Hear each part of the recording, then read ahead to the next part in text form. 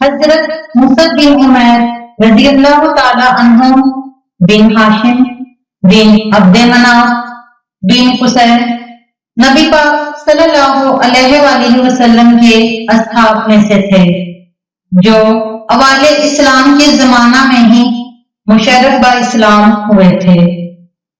آپ رضی اللہ تعالی عنہ کی کنیت ابو عبداللہ اور لقب مصعب الخیر تھا۔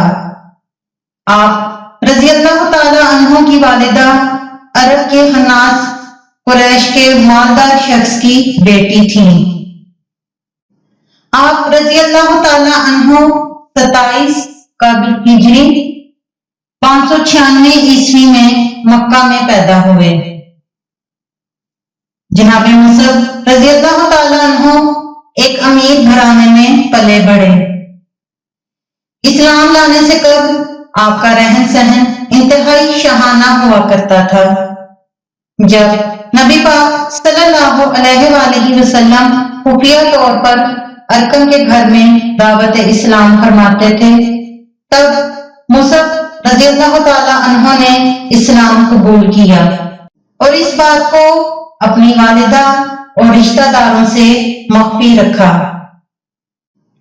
عثمان بن طلحہ نے مصعب کو نماز پڑھتے دیکھ کر اس بارے میں ان کے رشتہ داروں کو بتایا تو انہوں نے مصعب کو گھر میں قید کر لیا اور ہجرت حبشہ تک آپ رضی اللہ تعالیٰ عنہ قید میں ہی رہے۔ حبشہ ہجرت کرنے والوں میں جناب مصعب رضی اللہ تعالیٰ عنہ بھی شامل تھے۔ بعثت کے 12ویں سال بیعت عقبہ کے بعد مدینہ کے کچھ لوگوں نے نبی پاک صلی اللہ علیہ وآلہ وسلم سے ان کو قرآن اور دین اسلام کی تبلیغ کے لیے کسی شخص کو مقرر کرنے کی درخواست کی تو آپ صلی اللہ علیہ وآلہ وسلم نے مصعب کو ان کے ساتھ مدینہ روانہ کیا۔ مدینہ میں مصعب رضی اللہ تعالی عنہ کی تبلیغ کے باعث سعد بن معاذ، اسید بن حضیر اور عباد بن بشر جیسے لوگوں نے اسلام قبول کیا۔ نبی پاک صلی اللہ علیہ وآلہ وسلم کی اجازت سے مدینہ میں سب سے پہلے نماز جمعہ قائم کرنے کا اعزاز بھی جناب مصعب رضی اللہ تعالی عنہ کو حاصل ہے۔ جناب مصعب رضی اللہ تعالی عنہ کا نکاح بی بی حمنہ سے ہوا اور اولاد میں ایک ہی بیٹی تھی جن کا نام زینب رضی اللہ تعالی عنہا تھا اور اسی سے ان کی نسل آگے چلی۔ حضرت مصعب رضی اللہ تعالی عنہ نے جنگ بدر میں شرکت کی اور دائیں طرف کے سپاہیوں کی قیادت کا پرچم جناب مصعب رضی اللہ تعالی عنہ کے ہاتھ میں تھا۔ جنگ احد میں حضرت مصعب رضی اللہ تعالی عنہ اسلامی لشکر کے علمدار تھے۔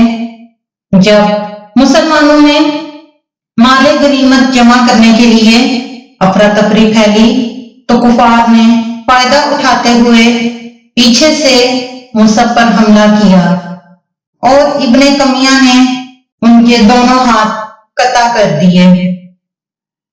اس موقع پر حضرت مصعب رضی اللہ تعالیٰ عنہ نے علم کو اپنے سینے سے لگا لیا لیکن اس نے وار کر کے جناب مصعب رضی اللہ تعالیٰ عنہ کو شہید کر دیا۔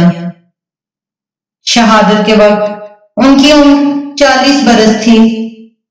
جنگ کے بعد نبی پاک صلی اللہ علیہ وآلہ وسلم مصعب کے جنازہ کے قریب تشریف لائے اور سورہ احزاب کی آیت نمبر 33 تلاوت فرمائی اور اپنا عبا ان کے جنازہ کے اوپر ڈال دیا۔ آپ رضی اللہ تعالیٰ عنہ کو قبرستان احد میں دفن کیا گیا۔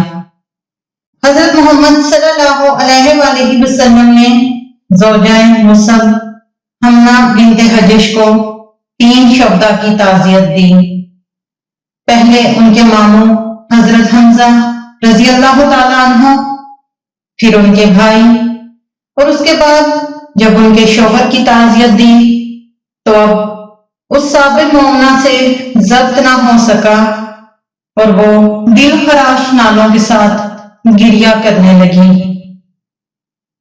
اس طرح جہاد منور کا صفحہ الٹ گیا کہ پہلی سطروں میں حضرت مصعب بن عمیر رضی اللہ تعالی عنہ کا نام جگمگاتا نظر آتا تھا۔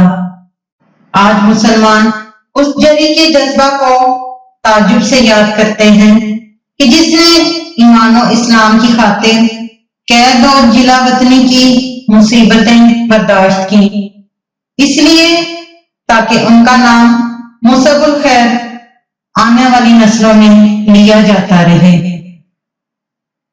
سلام ہو اصحاب رسول صلی اللہ علیہ وآلہ وسلم پر، سلام ہو اصحاب باوفا پر،